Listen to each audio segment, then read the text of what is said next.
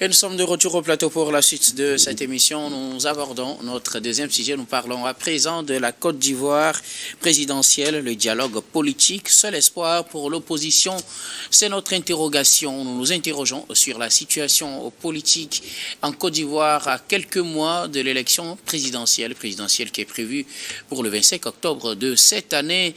Tidjane Thiam, le candidat du PDCI, est radié. Il ne pourra pas être candidat puisqu'il est radié des listes électorales sur décision de la justice ivoirienne. Son parti a saisi la justice pour, je ne sais pas si il faut l'appeler un recours, mais le parti conteste cette décision en dénonçant un vice de procédure, en demandant à ce que la situation soit réexaminée. Nous en parlerons tout à l'heure avec nos invités.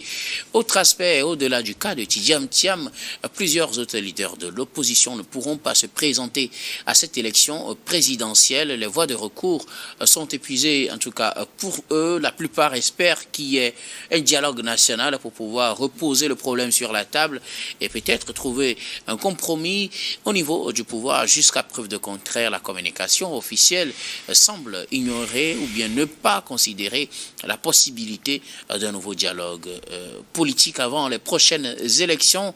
Nous aborderons cette situation avec nos invités. Je commence par vous, Donatien Ouesso.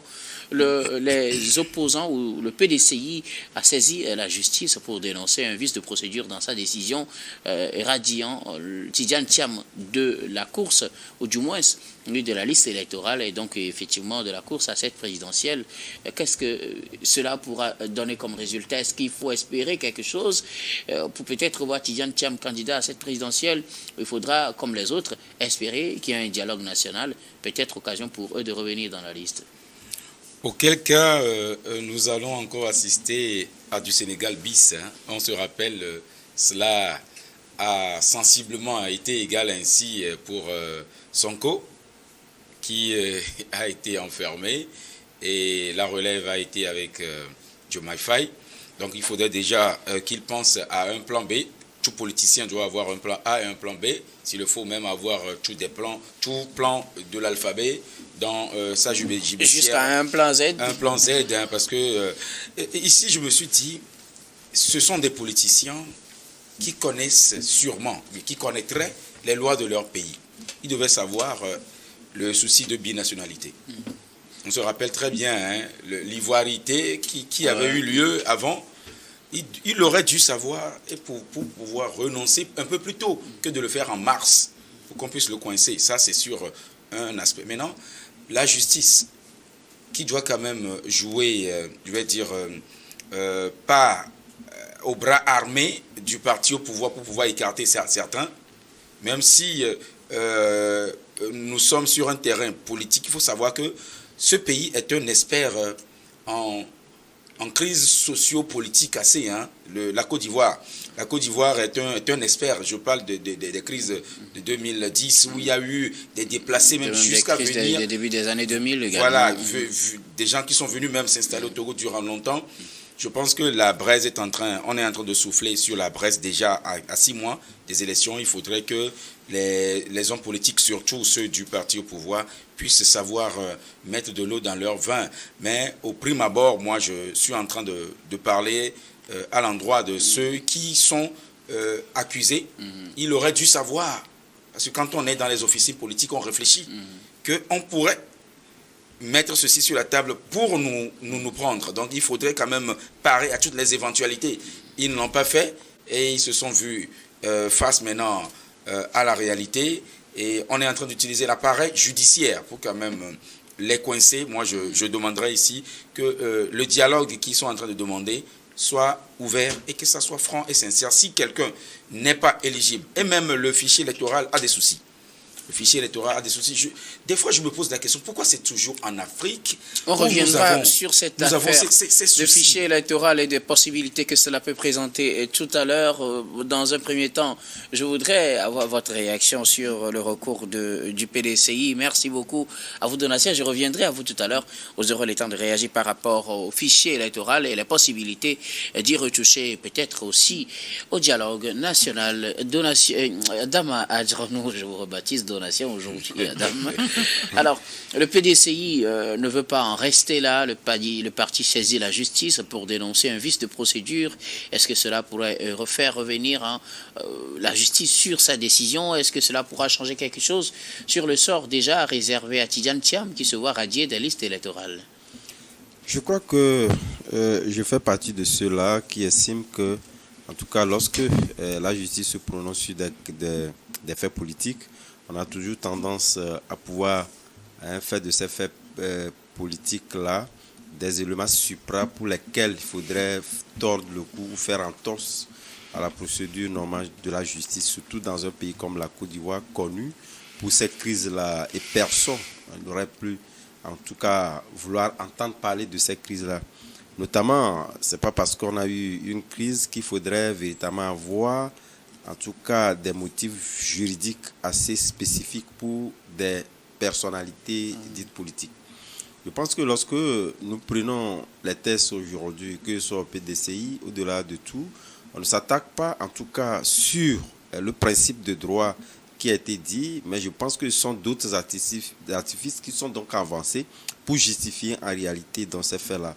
Mais si nous restons sur le plan juridique, je pense que les articles et puis tout ce qui a été donc avancé pour extraire ou faire des choix Tidjane Thiam sur la liste électorale, de mon point de vue, je ne suis pas juriste, mais je pense que ce sont des motifs qui sont avérés, surtout étant donné que les adhérents ou pratiquement ceux qui sont dans le PDCI n'y trouvent pas de motifs valables pour convaincre en tout cas l'opinion que nous sommes. Mais qu'à cela ne tienne, je pense qu'aujourd'hui, ce recours-là serait nécessaire plus ou moins surtout, étant donné qu'un dialogue a été appelé, mais il faudrait véritablement, même si on nous a dit après cette juridiction, il n'y avait pas de voie de recours, réexaminer donc la procédure. En tout cas, sur ce fait-là, pour répondre donc à votre question, je n'y crois pas parce qu'aujourd'hui, réexaminer, ça voudrait dire quelque part qu'il n'y aura pas un rejugement. Il y aura tout simplement de voir, au moins sur la forme. Ils veulent qu'on change carrément de juge pour cette affaire. Ouais, peut-être que le nouveau juge pourra trancher à de toutes les façons, ce qui a été présenté, je doute très fort qu'on puisse véritablement arriver à une autre décision. Donc maintenant, c'est une décision juridique. Il faudrait véritablement faire avancer des motifs politiques pour justifier ces faits-là. On attend de voir. Mais ce qui serait souhaitable aujourd'hui, étant donné qu'il n'y a pas de motif pour, en tout cas, explicite pour justifier le fait qu'il soit extrait, on se tourne vers Alassane Ouattara et d'aucuns se disent que voilà, Alassane Ouattara ne veut pas de débat contradictoire, ne veut pas de poids lourd entre griffes par devant lui. Sinon, étant donné que également Alassane Ouattara, entre-temps, nous ne pouvons plus à chaque fois remonter l'histoire, il faudrait qu'à un moment donné, qu'on puisse observer des stationnements et dire véritablement ce qui doit être fait. Maintenant, si le politique estime que il serait de bon ton de pouvoir peut-être revoir la situation, d'intégrer Tidjane Thiam, mais on se pose la question s'il n'y aura pas d'autres jurisprudents à l'avenir. Si tel est qu'on veut véritablement aller aux spécificités, faire en sorte qu'on intègre et tordre le cou à la justice, est-ce que nous sommes en face d'un état de droit? Toute la question reste posée. Vous restez aussi dubitatif à ce que la situation change juridiquement en la faveur du PDCI. Tout à fait. Gabin Adjaro, que faut-il attendre de ce recours déposé devant la justice par le PDCI sur le cas Tidjane Thiam? On dénonce et c'est essentiellement un vice de procédure. On demande carrément qu'on change de juge et peut-être une reprise du procès. Peut-être qu'on assistera à une décision à l'avantage du PDCI et revoir Tidjane Thiam sur la liste électorale. Oui, vous savez, ce parti politique-là, le PDC-RDA, c'est un parti assez responsable et qui essaie quand même d'user de toutes les voies légales pour pouvoir voir leur champion se voir inscrit sur la liste électorale. Et pour moi, c'est une très bonne chose de la part de ce parti politique-là, en dehors de certains qui, à un moment donné, ont décidé de prendre les armes.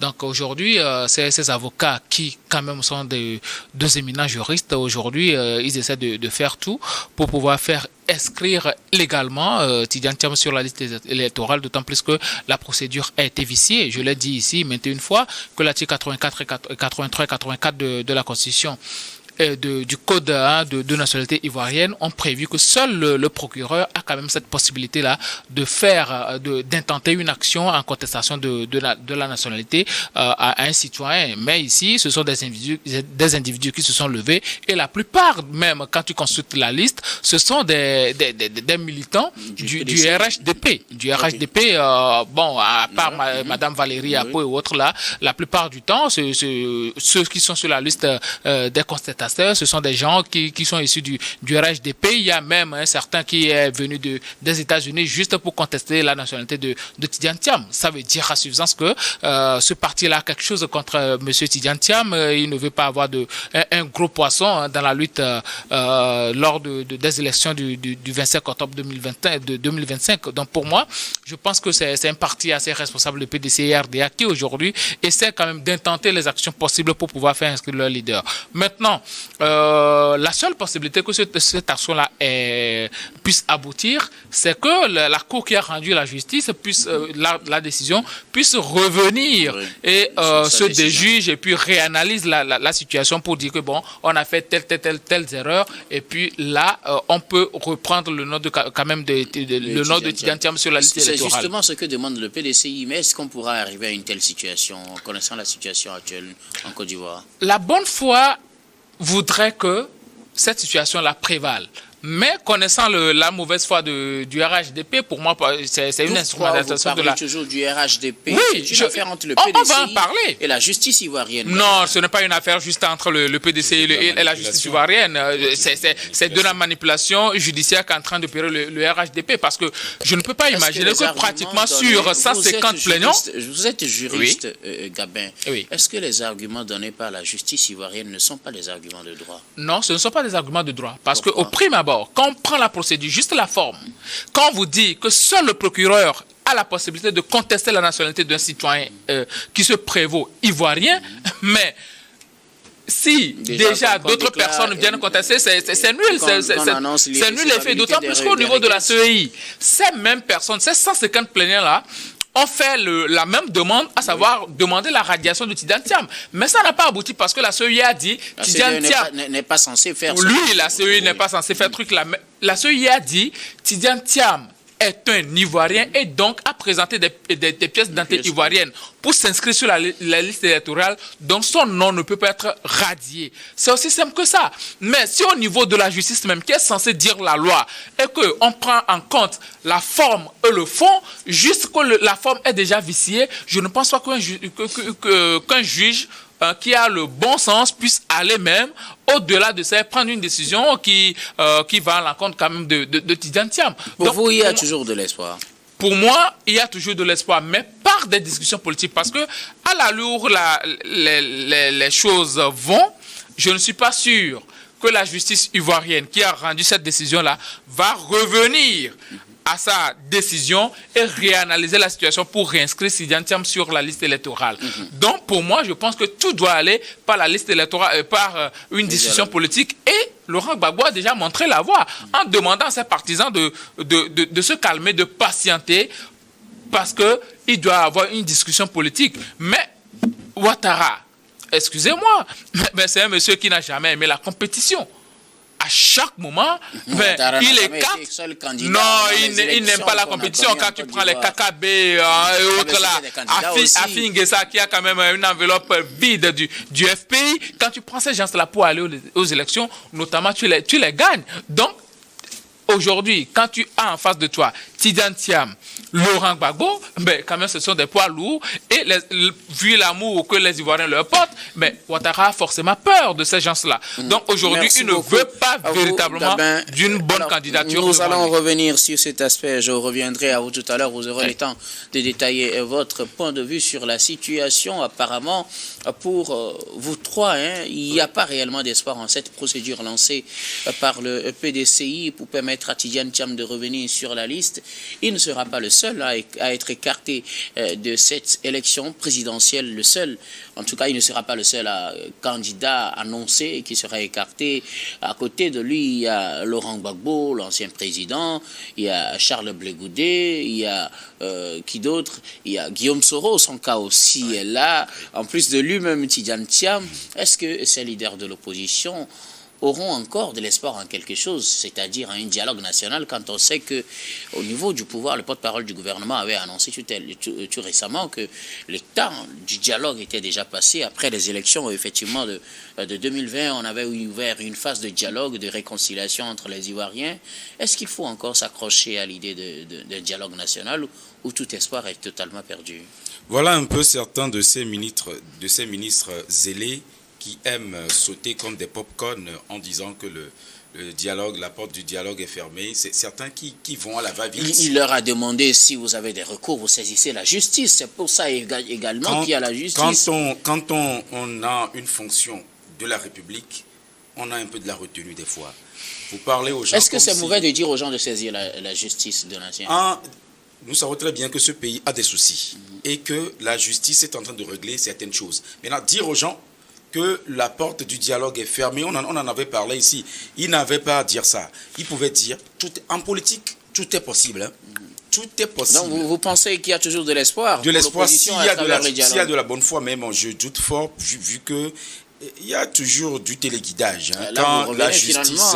Non, mais dans les démocratures, la démocratie, c'est la dictature mélangée à la démocratie où on vous fait voir qu'il y a la démocratie. Ce mot avec oui, c'est du néologisme. Dans les démocratures, ça se passe toujours ainsi. La justice est un instrument utilisé à dessein pour pouvoir, faire de la répression douce, face à ceux qui sont, ceux qui sont des adversaires politiques en face.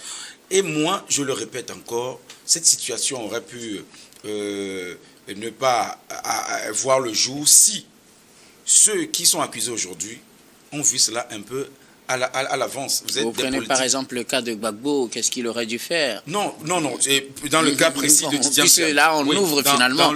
Ce n'est plus le cas de Tidjane seul. Donc, vous allez voir qu'on voudrait écarter les gros morceaux en utilisant la justice. Là, le droit est fait ainsi, où on a toujours des fenêtres, on a des brèches, où on met toujours des virgules qui peuvent changer quelque chose, des points-virgules qui peuvent, avec des interprétations.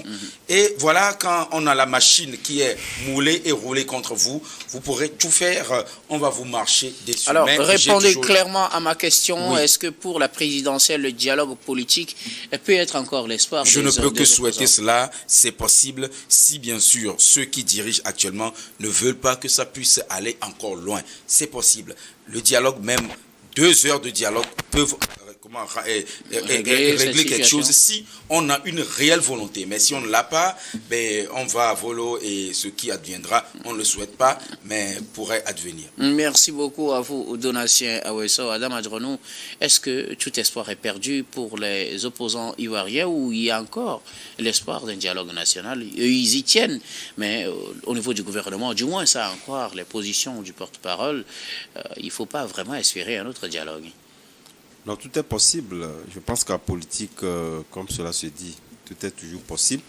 Mais tout dépendra de la posture de ces opposants-là, parce que, de toute évidence, vous savez, à partir du moment où, en tout cas, la volonté manifeste exprimée par Alassane Ouattara, jusqu'au jour d'aujourd'hui, à part ces lieutenants qui prennent la parole, personne n'y prend la parole. Lui-même, le lieutenant ne prend pas la parole.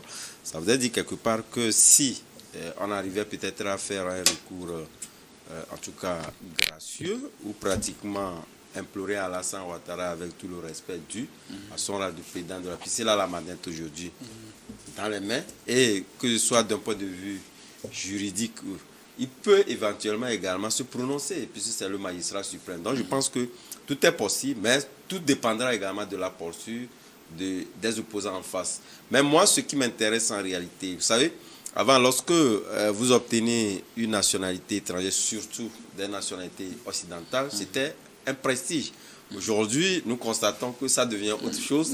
Et les gens renoncent effectivement à leur nationalité française. C'est un message très fort et qui va au-delà de la Côte d'Ivoire et qu'aujourd'hui, je pense que acquérir une nationalité d'un pays occidental n'est toujours pas bon pour les lendemains. Donc, moi, c'est ce message-là qui m'est très important au-delà de l'aspect politique qu'il représente en Côte d'Ivoire. Alors, aujourd'hui, est-ce qu'on peut dire que le dialogue politique est le seul espoir pour l'opposition ou bien il y a d'autres voies? Il peut ne pas avoir dialogue, mais je pense que tout dépendra de la volonté, la bonne volonté d'Alassane Ouattara d'ouvrir le champ, de permettre à ce qu'il y ait des compétiteurs qui puissent véritablement l'affronter. Si tel est qu'on dit, à partir du moment où Alassane Ouattara, son bilan parle pour lui, et que les Ivoiriens, s'ils décident d'aller aux élections, personne ne peut, il serait donc imbattable qu'il laisse véritablement la compétition se jouer normalement. Je pense que ce serait bon pour lui et justement, ça va militer en sa faveur. Merci beaucoup à vous, Adam Adronou. Alors, Gabin Adjao, est-ce qu'il y a encore de l'espoir ou le seul espoir serait-ce le dialogue politique que veut l'opposition ivoirienne, mais que pour lequel le parti au pouvoir n'est pas apparemment prêt? Le parti au pouvoir ne va pas ouvrir de dialogue. Le ministre Koulibaly l'a dit, il n'y a plus d'issue pour le dialogue. Ouais. Ça veut dire que le dialogue est passé, oui, maintenant il faut saisir on la parle justice. du porte-parole du gouvernement, un membre assez influent du RHDP.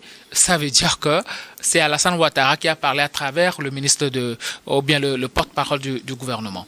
Donc pour moi, vous savez, même Oufo Boigny, la nationalité ivoirienne, Oufo Boigny en son temps, au temps du parti unique, avait introduit une loi pour faire voter, pour reconnaître quand même la double nationalité, mais les députés s'y étaient opposés. Bon, là, ce n'est pas le problème aujourd'hui. Aujourd'hui, c'est de voir dans quelle mesure on peut faire en sorte que ces gens-là puissent être inscrits sur la liste électorale. Mais bizarrement, ce n'est plus possible parce que quand tu prends Laurent Gbagbo, la Cour de justice africaine a même demandé à ce que son nom soit inscrit sur la liste électorale. Mais ça n'a jamais été fait. Ça n'a jamais été fait. Ouattara n'a jamais tempéré. Ça veut dire que c'est un monsieur, il s'est dit, il compte finalement sur l'élégance politique de Thiam et de Gbagbo. Il sait très bien que ces gens-là ne vont pas prendre des armes contre lui, contrairement à ce qu'il avait fait lui entre-temps en 2010 en ouvrant une rébellion contre Soro. C'était lui-même qui avait dit qu'il allait rendre invivable ou bien ingouvernable le pays à Laurent Gbagbo. Non. Ouattara avait dit qu'il allait rendre ingouvernable le pays à Gbagbo.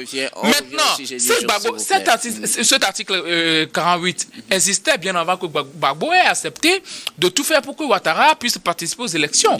Parce que Ouattara, il se prévalait de la nationalité voltaïque, ensuite il s'était marié à une femme américaine, il avait la nationalité américaine, française et tout. Est-ce que vous pensez que c'est l'occasion pour Ouattara de retourner l'ascenseur à Gbagbo? Bien sûr, c'est tout à fait normal, d'autant plus que la décision judiciaire qui a été rendue là, ça a été une décision unique.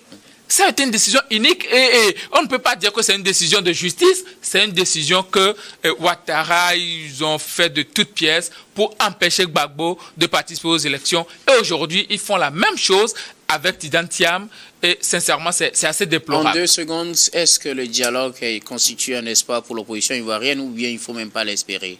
Il ne faut même pas l'espérer parce que Ouattara ne va jamais le faire. Merci beaucoup à vous tous pour vos contributions. Nous allons marquer la pause pour le journal, puis on reviendra tout à l'heure pour la suite de cette émission.